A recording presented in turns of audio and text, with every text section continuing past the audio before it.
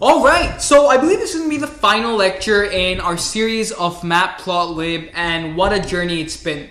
So we have covered a vast amount of data inside of the Matplotlib module, quite a lot than I would have expected, but we did discuss quite a lot of important things. So we started off with the basics of the line plots, we moved on to bar plots and then pie charts. Then we sort of moved on to the 3D area of expertise, where we talked about 3D line plots, then scatter plots, bar plots, and finally, in this lecture, we're going to be talking about wireframes. So again, it has been a fantastic journey with Matplotlib.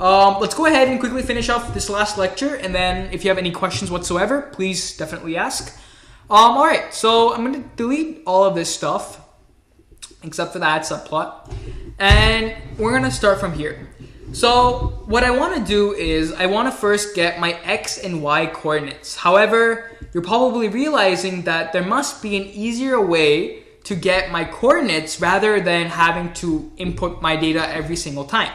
So yes, there is. There is a module, again, Access 3D, that we've imported, and there's a function inside of it that enables us to actually, it generates us random X, Y, and Z data. Okay, so all we have to do is say chart is equal to, or actually I'm sorry, so we already have that line there, we already have that line, X comma Y comma Z is equal to Access 3D dot get test data.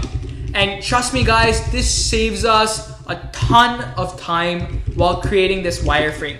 So we have to pass in a parameter, and the parameter is basically, you can call it delta for now. And delta here, I'll explain it, but delta basically is the time taken to compute a line. Okay, you're not going to understand it right now, but as soon as we start visualizing it and test out with some different test cases, you'll understand what's happening.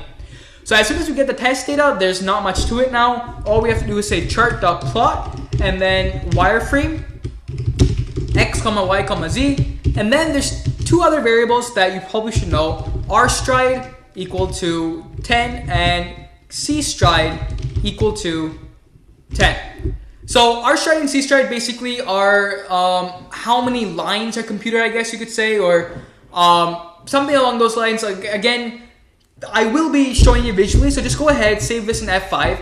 Basically, delta, the 0.05, is how fast these lines are computed, and rstride and cstride are basically the time taken to, or the distance. I'm not completely sure about the rstride and cstride. I'll definitely check it out.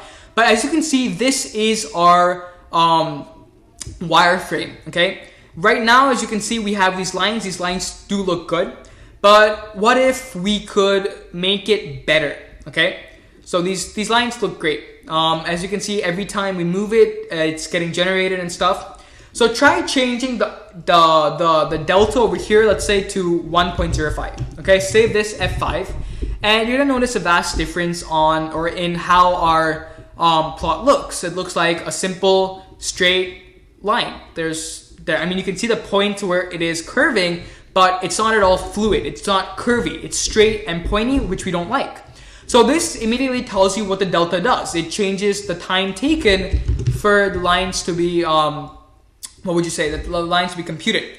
Now with the rstride and cstride, try changing it to maybe 2, okay? Or let's do 1. Let's do 1 and see what happens.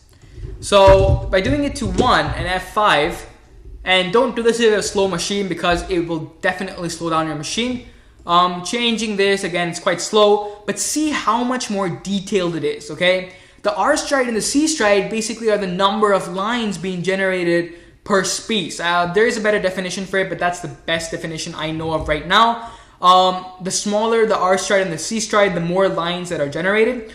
Again, it is quite hefty on your processor and stuff, so if you have a slow machine, don't try this out. But you can definitely see how much more detailed it is. Okay, a good one to put it would be at like maybe 5, but just for comparison, put this at 10 and put cstride at 1, and you'll notice how the lines are. So you can see the detailed rstride, or I'm sorry, let me move this up for you guys. You can see the detailed cstride lines.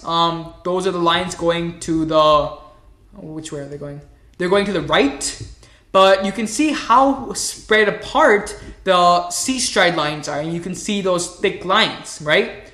So this is the difference between C-stride and R-stride. The smaller the C-stride, the R-stride, the more detailed your wireframe will be.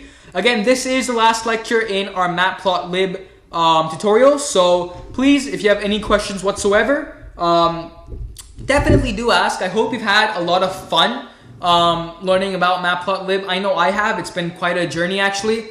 I learned quite a lot of new things while creating this tutorial, so hopefully you had fun, and I'll see you in the next section.